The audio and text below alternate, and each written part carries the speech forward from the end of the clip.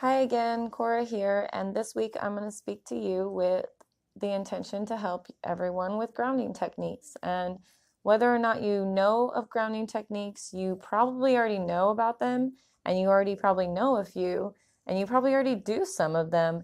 You just don't, you might not. I don't want to say you don't. I don't even want to say you. We sometimes don't realize these techniques that we do often, and they are especially important for people who are suffering from post-traumatic stress disorder or any disassociation disorders where you're feeling numb and you don't feel like you're in the present.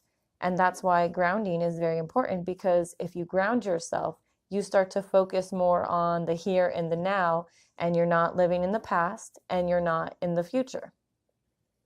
It's not easy grounding yourself. It can even be agonizing because you have to go through all of the flashbacks and all the thoughts, and you have to feel everything. And that's not very easy. And it can be very overwhelming and make you feel even more upset. But being ungrounded is worse, because that's the reality. You will be more vulnerable and you won't be able to judge situations properly because you are numb. And that's when people start to do more self-harm and they don't think about what's going on now and in the present.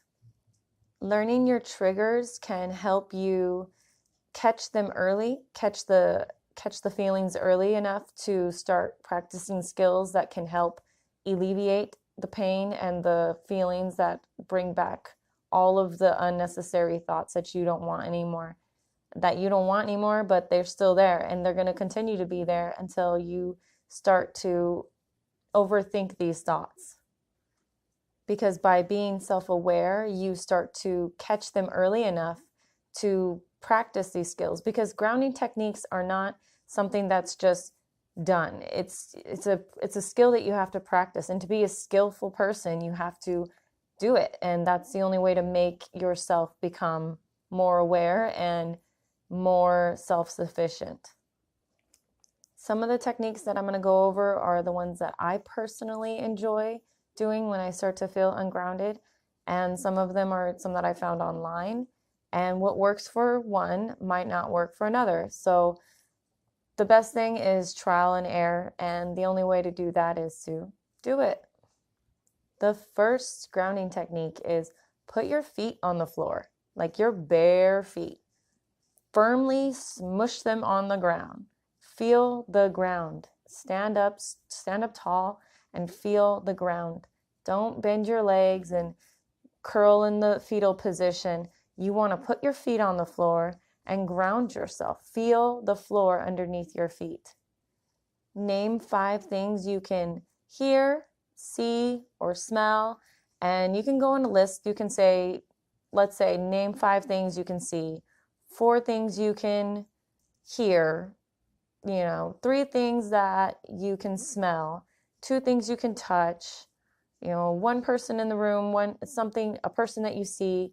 And you can just do in any order you'd like, because it doesn't have to be specifically to that. It can be whichever order works for you, whichever you first comes to mind. Like, oh, the first thing I see, well, I'll just do the things I see then.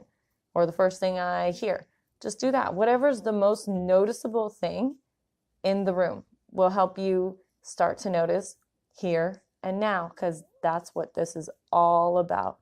Not being numb and feeling everything. A personal one that I do is saying the date and the time and the place I'm at, who I am, if anyone's with me or if anyone's around me or whatever I'm doing. So, for example, I would say, today is October 3rd, 2018. My name is Cora. I'm sitting at home on a chair. I'm looking at the wall. I am looking at a picture on my wall. My children are playing in the other room.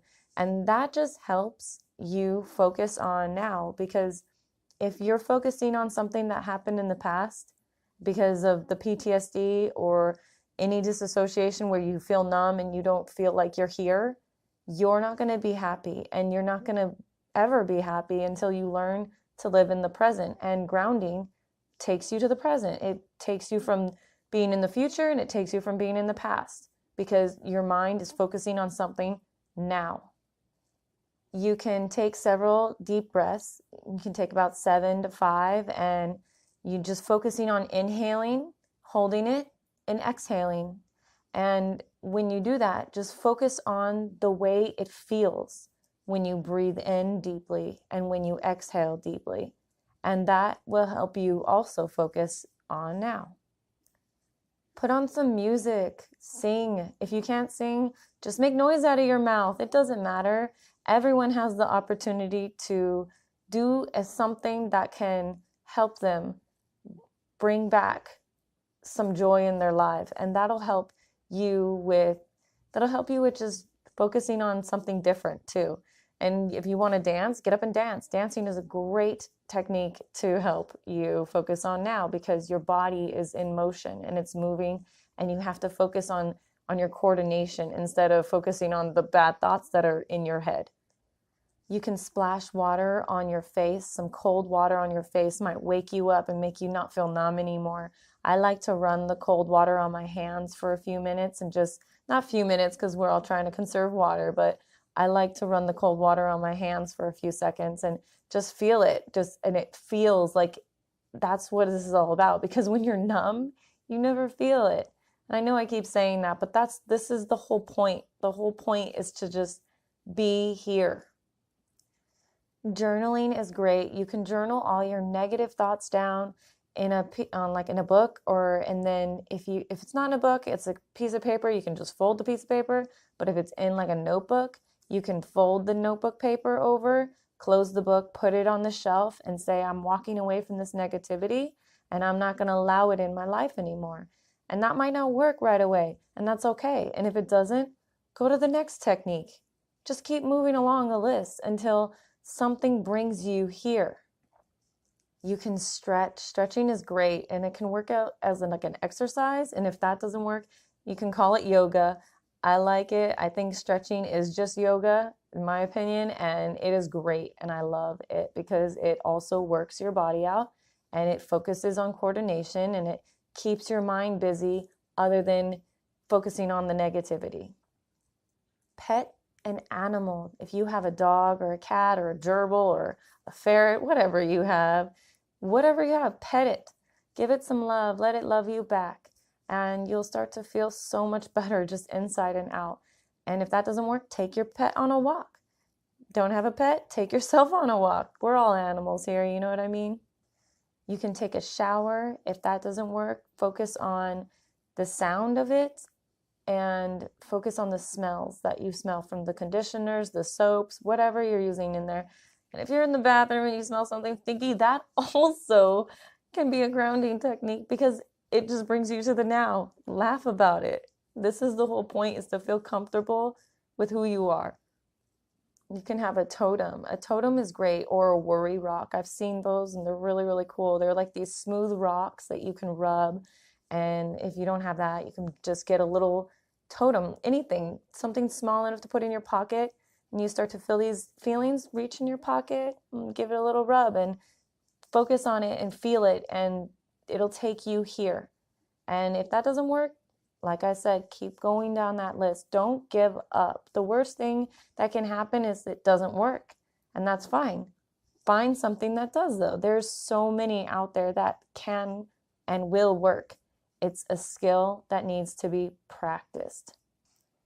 So in this video, I have gone over grounding techniques that I personally use and some that I found online. And if any of these don't work, that's fine. And if you have any questions or comments or any that you've used that work for you, please comment them below, and please subscribe so that way we can share more videos together.